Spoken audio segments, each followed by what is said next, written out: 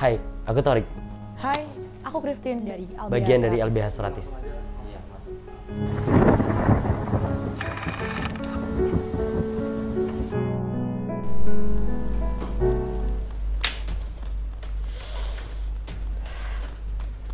Kasus kekerasan seksual sekarang ini lagi marak terjadi di Indonesia.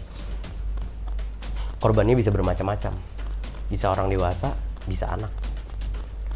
Dan sayangnya yang paling fatal adalah kekerasan seksual yang terjadi pada anak. Buktinya apa kalau misalkan kasus kekerasan seksual ini sangat banyak terjadi kepada anak? KPAI mengatakan bahwa 419 kasus terjadi di tahun 2020, anak berhadapan dengan hukum karena kasus kekerasan seksual. Ini sungguh menjadi ironi bagi bangsa Indonesia ini. Banyak sebab-sebab yang memunculkan mengapa anak bisa mendapatkan atau terkena kasus kekerasan seksual. Yang pertama jelas, saat kemudian pelaku mendapatkan kesempatan. Kedua, karena anak tidak diberikan edukasi seksual oleh orang tua, oleh lembaga pendidikan. Dan sayangnya, edukasi seksual di Indonesia masih menjadi sangat tabu. Dan yang terakhir adalah gagalnya pengawasan dari orang tua atau lingkungan sekitar.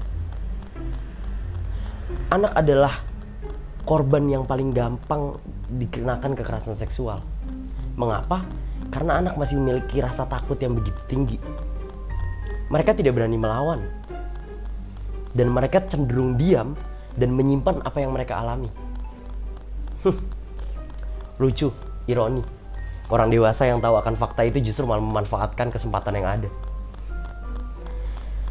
Bisa kita lihat di kasus yang lagi ditanganin sama Lembaga Bantuan Hukum Suratis.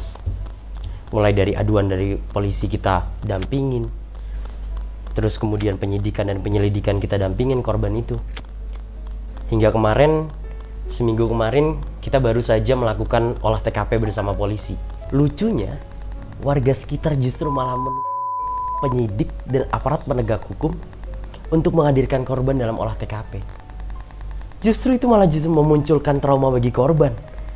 Tapi di sini kami Lembaga Bantuan Hukum Suratis melindungi hak-hak korban untuk tidak dihadirkan ke dalam TKP, ke dalam olah TKP, agar tidak memunculkan trauma yang mendalam bagi korban. Berkaca dari kasus kekerasan seksual yang sedang kami tangani saat ini, tentu saja hal tersebut memberikan impact yang sangat besar terhadap kehidupan sang korban atau si anak. Baik secara fisik maupun mental yang nantinya akan memberikan jangka panjang pada kehidupan dan masa depan sang anak. Seperti yang kita ketahui bersama bahwa tak sedikit korban yang ternyata mengalami PTSD atau gangguan traumatik pasca kejadian, atau bahkan korban menyingkir dari masyarakat dan kehidupan yang luas hingga akhirnya tak bisa berkembang, hanya diam merenungi nasibnya atau bahkan menyampai titik di mana ia stres dan depresi. Oh, tak hanya itu, baik secara fisik korban mengalami gangguan penyakit seksual menular, HIV, sifilis, atau banyak yang mengalami disfungsi organ seksual. Lalu mau sampai kapan kita membiarkan hal tersebut? Tak banyak korban yang berani untuk berbicara dan speak up atas apa yang ia alami. Dan sampai kapan masyarakat kita tak sadar akan hal ini? Oh, atau mau menunggu RUU PKS yang katanya diubah dan akan diubah menjadi RUU TPKS itu? Ya, Semoga hal tersebut dapat segera terwujud. Dan kami harap terwujudnya RUU TPKS nantinya tidak mereduksi nilai-nilai perlindungan seksual itu sendiri.